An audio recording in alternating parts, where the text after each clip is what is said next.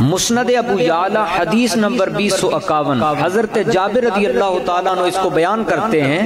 نہد النبی الی عثمان رضی اللہ تعالیٰ عنہ فاعتنقہ فقال، اللہ کے محبوب صلی اللہ علیہ وسلم حضرت سیدنا عثمان غنی رضی اللہ تعالیٰ عنہ کی طرف آپ کے ساتھ کھڑے ہو گئے اور انہیں اپنے گلے سے لگا کے فرمایا، انت ولی فی الدنیا وانت ولی فی الآخرہ، اے عثمان تو دنیا میں بھی میرا ولی ہے اور آخرت میں بھی میرا ولی ہے، تو دنیا میں بھی میرا یار ہے، آخرت میں بھی میرا یار ہے۔ سنن الترمذی حدیث نمبر 3809، یہی حضرت جابر رضی اللہ تعالیٰ عنہ بیان کرتے ہیں، اتی رسول اللہ صلی اللہ علیہ وسلم بجنازۃ رجل لیصلی علیہ،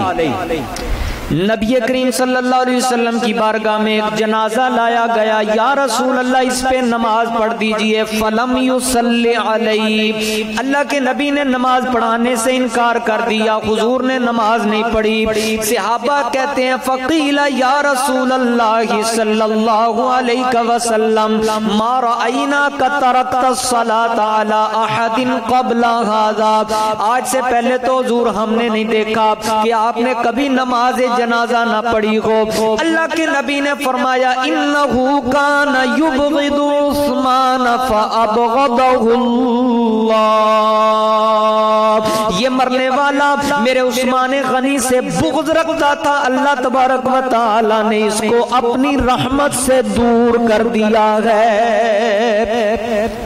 یہ ہے شان عثمان غنی، یہ ہے مقام عثمان غنی، یہ ہے عزت عثمان غنی رضی اللہ تعالی عنہ عند النبی، عاشق خیر الورا عثمان ہے، پڑھیے عاشق خیر الورا عثمان ہے، عاشق خیر